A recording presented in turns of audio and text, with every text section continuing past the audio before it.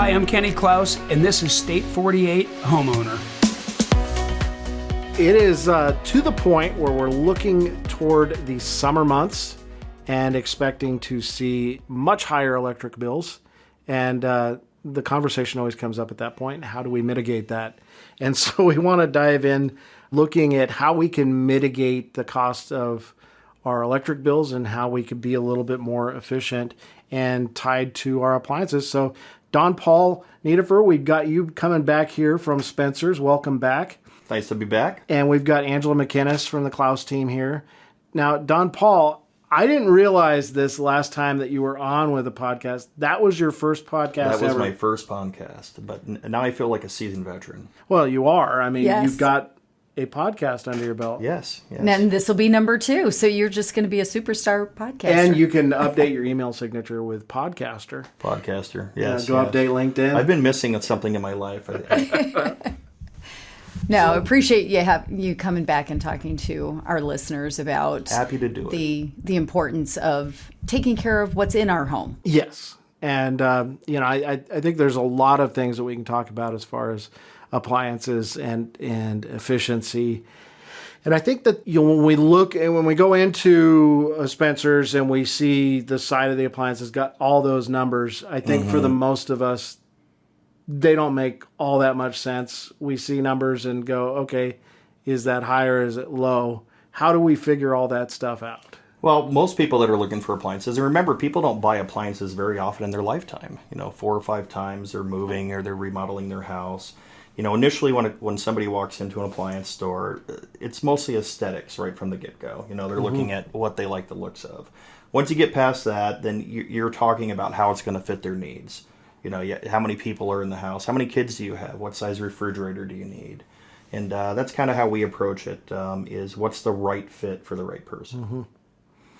When we talk about fit, can we step into real quick and talk about counter depth versus a standard refrigerator? Sure. Because people are out there buying one or the other, not realizing it might not fit their home. So even though we talk about what's good for their family size for capacity, can you give a quick description about the difference between those two? Sure. Counter depth and regular depth, it's mainly you're talking aesthetics. Standard depth refrigerator is without the doors on it. The case depth is 28 inches. Countertops are built to 25 inches. So a standard refrigerator would stick out an extra 4 inches, 6 inches from the countertop with the door. A counter depth fridge without the doors is 24 inches. So it's a difference of 4 inches. So having a countertop at 25, it's going to fit more flush and aesthetically look better. Now, as far as capacity goes, there's not a big difference once you get down to it because you're talking a difference of 4 inches of depth. If you go back 10, 12 years ago, a counter depth fridge, because of supply and demand, was usually $800 to $1,000 more. Now more and more people are doing it. Counter depth fridges are around the same price nowadays. So it just depends on your family's needs and how it's going to look in the kitchen. So sometimes you're trading capacity for aesthetics. So definitely measure Yeah. your space and what you're going to be working with. I learned that myself, and Don was able to give me some education when I went in to see him. Well, about especially if you're in a park model or, a retirement community or with a manufactured home, we will need to see a picture of the space and the dimensions of the space, not the fridge that's in it, so we can make sure we match it up correctly. And I think you brought up a good point, too, about making sure it's meeting your family's needs. And, there's a lot of options when we look at fridges. And the one that we got when the kids were smaller. It's a double door, the French door type, and it's got the freezer on the bottom, fridge on the top, and then in the middle it's got a little drawer that opens up. That's where all the sandwich fixings go, snacks, applesauce, and that worked so well when they were kids because they could access it easier. And now as teens, they still have punch and applesauce. Well, there's no help, no help for that. Yeah, No it's still help for their that. drawer. Yeah. No, but you're right when you're talking about, well, that ties into the efficiency that we were talking about. When you have a smaller drawer like that center drawer that they can open versus the entire refrigerator or the entire freezer, it's a lot less of letting out all of that there's hot air. And the drawer just closes and they're not leaving the wide doors open. Yeah, some of them are soft close, but yeah, fridges have become a lot more efficient, a lot more user-friendly features nowadays than there used to be in them.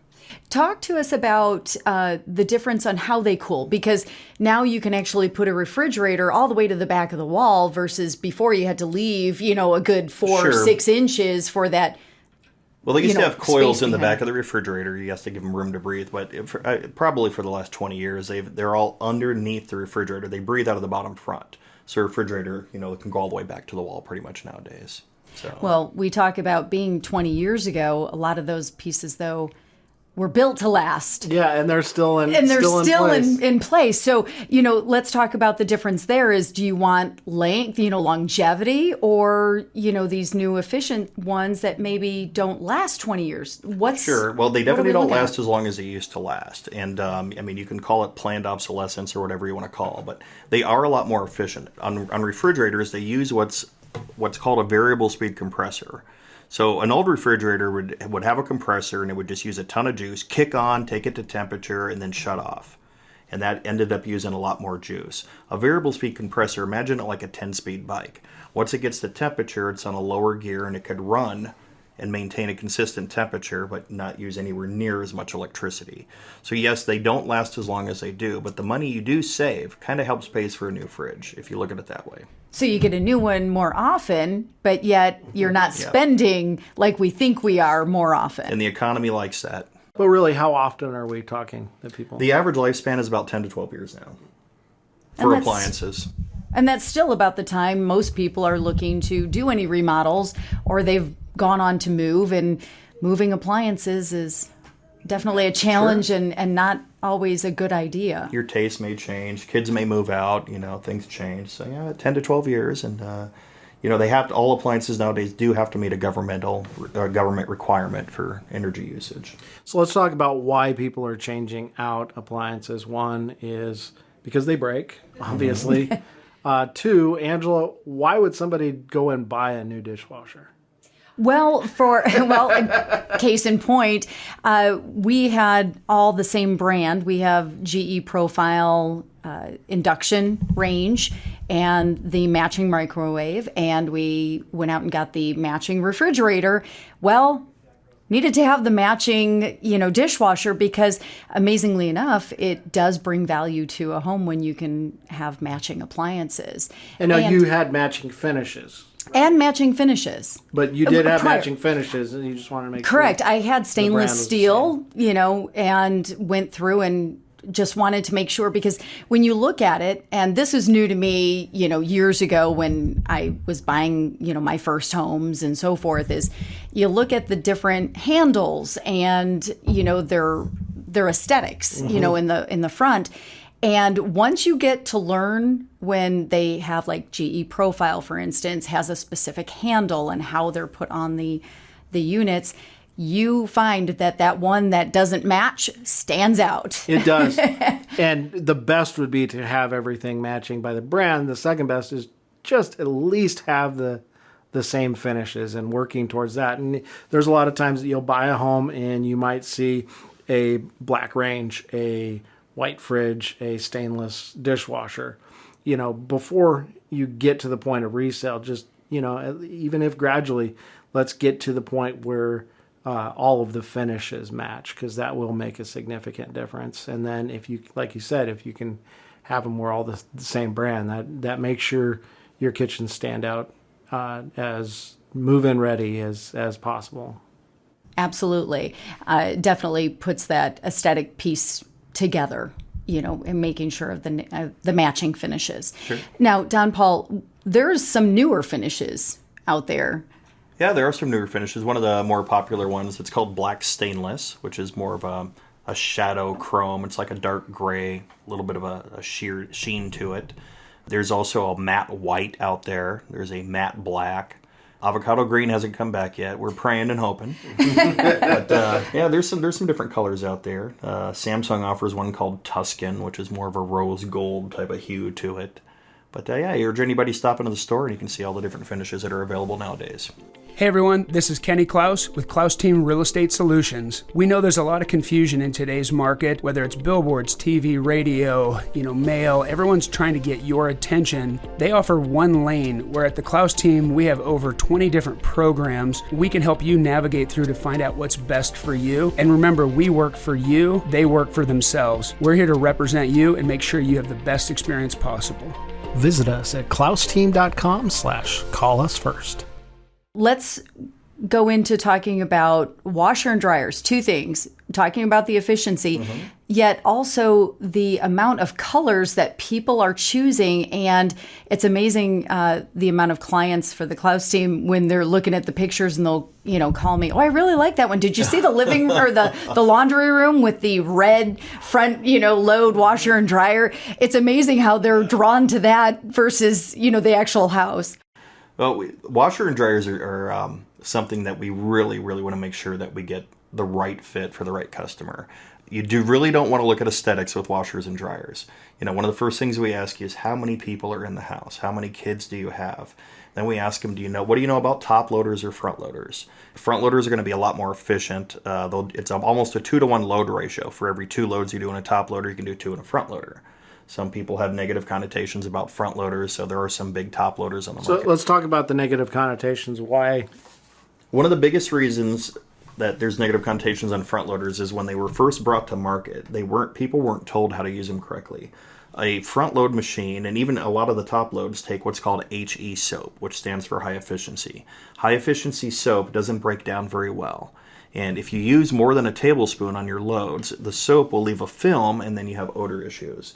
So you just have to use them correctly. So if you have a front loader, for instance, no more than a tablespoon of soap, no matter how big of a load you're doing, and always leave the door cracked. So if you use them correctly, front loader is going to be the way to go. And if we're leaving the door cracked, then we're not having to worry about mold. Well, exactly. And not just that, odors and stuff like that. If you take a clean Tupperware container and put a little bit of bottled water in it and shut the lid and open it 3 days later, it will smell mildewy. That's iron separating out of the water and stuff like that. So you just want to leave the door cracked on any washer that you use just to have it air out. And I didn't realize you didn't have to use so much of the detergent with the front load. Americans are programmed bigger is better, more is better. But yeah, with detergent, it's no more than a tablespoon. Keep your soap way down and you'll like them. And like with the rest of everything else, cost of laundry detergent has skyrocketed. So being able to, go with that efficiency of less is better. You're saving money on water, soap, and electricity. And another thing, too, is time. Time and money are interchangeable variables. So if you have 5 kids at home and you don't have a washer that can handle those big loads, you're constantly doing laundry. But if you could do 2-to-1, it's going to save you time and money. So how do you feel on the pods versus the soap? It really depends. If you don't have if you have a water softener in the house, which we touched based on our last podcast, a water softener makes the soap go a lot farther. So sometimes pods tend to be a little bit too much. Especially if you have teens and they're eating them as a part of a TikTok challenge. They are delicious. They shouldn't have made them so good, Yeah, when they start choosing them by what their flavor is. Oh, that was so odd, wasn't it? Oh, my goodness. No, that's really good to know, though, because that's going to, again, increase the efficiency that a lot of our listeners are looking to achieve in every arena of their life. It saves you time, money, and it makes you feel better about helping the environment. So what are the numbers that they should be looking for? As far as costs? The numbers that are on the side of the units. Like when they say energy efficient number, what is it, like 26? Well, they used to talk about there were 3 tiers of energy efficiency that the government designated, and front load washers are the top tier. Then you have non-agitator top loaders, which would be the second tier. The first tier would just be the old school agitator type models that we all grew up with. So it would definitely behoove somebody, if they're looking to be more green and, friendly for the planet, stepping up the game and getting the front loads. Absolutely. And then once you've determined that, then you can pick a fancy color. That's where I was going to go next. There's all different colors out there for front loaders. GE builds one that's called Sapphire Blue.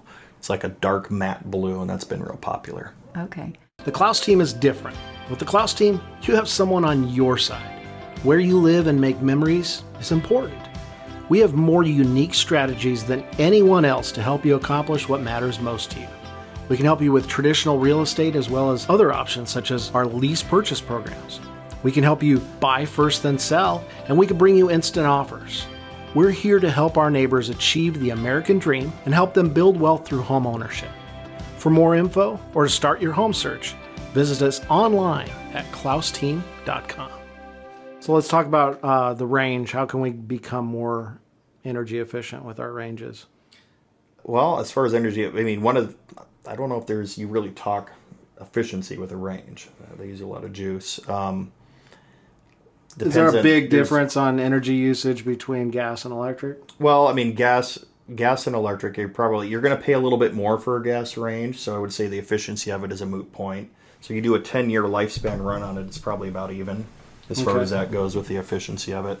On electric, you have two types of ranges now. You have regular electric, which uses what's called a radiant element, which gets hot and orange, and that's where the heat is produced. Then you have induction, which is a magnetic cooktop.